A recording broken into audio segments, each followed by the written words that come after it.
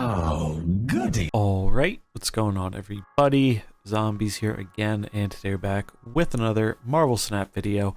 So in this one, we are asking the question, who should you buy first with your 6,000 tokens?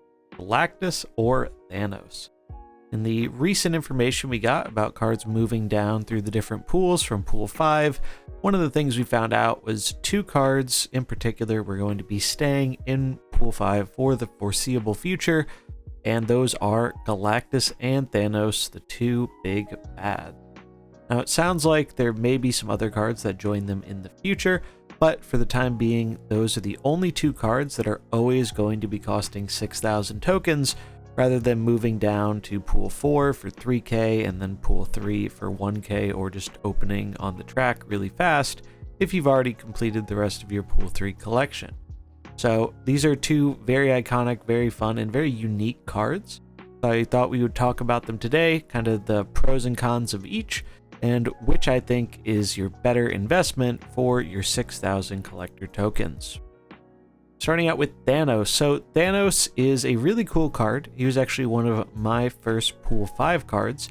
And when he first came out, I think a lot of people, myself included, thought he was really neat, but was a bit more of a meme card. Obviously, adding a bunch of cards to your deck is not usually an upside in card games, as it really messes with your consistency.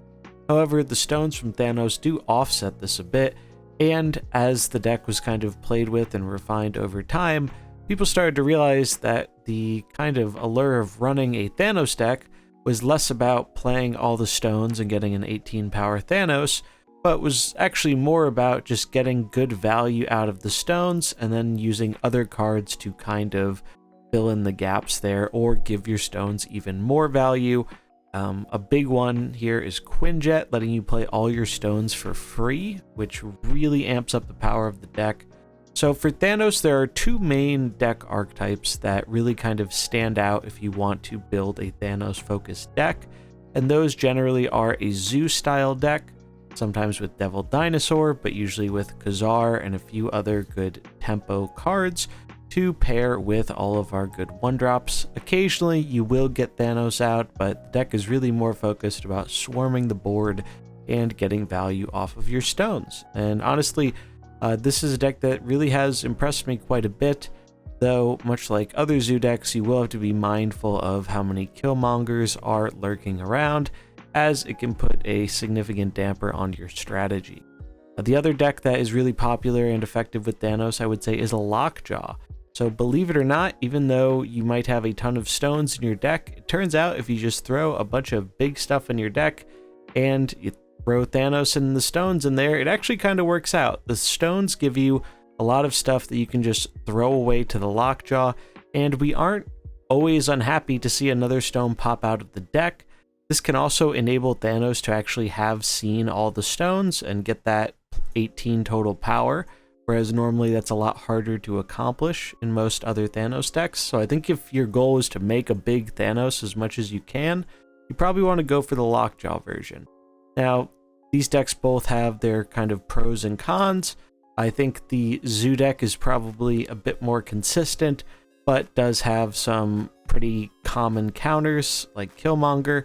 And then the Lockjaw deck, I think, can definitely be a bit more RNG heavy, but it can swing really hard when things go right, and it can be hard for a lot of decks to deal with. So I think there are pros and cons to both of the decks, but overall I think they're both solid choices, and really kind of makes a good argument for why Thanos might be better as your first pick. Next up is Galactus. So Galactus is really cool. He has one of, if not the most awesome unique animation in the game, though apparently one for Thanos is being worked on as well. But Galactus is a really interesting card, and it's one of the few cards from the new Pool 5 that have actually gotten nerfed already, even though a lot of people would argue that the nerf isn't really that much of a nerf, and it might even be a buff in some cases. You know, Galactus is one of those cards that when it goes off, it definitely creates this feeling of helplessness for your opponent. But I've played quite a bit with it, Galactus, and against it, and after messing around with it for a while, I think Galactus is really fun, but a bit too inconsistent unless, and there's kind of the big caveat to this, there is a location that really pushes his benefit. We've seen quite a few of those this month already. 2 of the last 3 new locations really kind of helped Galactus and saw Galactus see a lot of play and success. But you might notice as soon as those locations go away, you start seeing significantly less Galactus. And there's a reason for that, and it's because the card is very telegraphed most of the time, and it is very easy to counter. It's just, there's so many things that stop Galactus, whether it be Cosmo, debris, the locations kind of messing you up, your opponent pulling you with arrow. There are quite a few ways to stop Galactus, and most Galactus decks do kind of give the opponent a bit of a heads up that Galactus is coming. You could go for the surprise factor, just throw Galactus in a normal ramp deck, so that way you aren't telegraphing it as much, but then I would imagine you're going to have some consistency issues because the normal Galactus decks are built in a way where they're usually all in on the Galactus plan, so they have as many cards trying to make that happen as possible, whereas you're not going to be getting that quite as often in just a regular old ramp deck. But Galactus definitely is fun and provides a unique play experience. I'm someone who didn't really like playing against Galactus when I ran into it, but then when I tried out the card myself, I found it surprisingly interesting, fun to play, and a lot less good than I thought it would be on average. It's a deck that gets countered quite a lot. So Galactus is cool. I think this card is, if you're going for purely a fun factor, I know there are some players who basically main Galactus, and even if, it isn't always great into the current metagame, the fun they have makes up for it. If that sounds like the strategy is appealing to you in that way, Galactus might be the choice for you. But to review overall, we took a look at some of the decks for these two.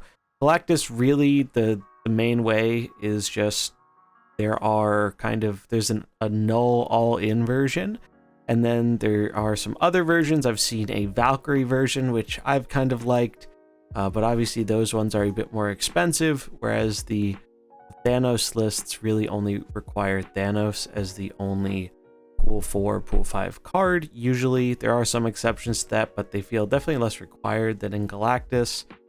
You could run Galactus in that normal ramp deck, but I do think if your goal is to be Galactusing people as much as possible, you probably want to run it in a dedicated Galactus shell, even if it is kind of obvious to your opponent that that is what you're going to be doing. This is one reason I think that Daredevil is really nice in Galactus, because it can save you some cubes knowing what your opponent's going to do on turn 5, which is typically the turn you drop Galactus, so you know if they're going to play a Arrow or a Cosmo to kind of mess you up, and you can get out of that game with the most minimal of losses.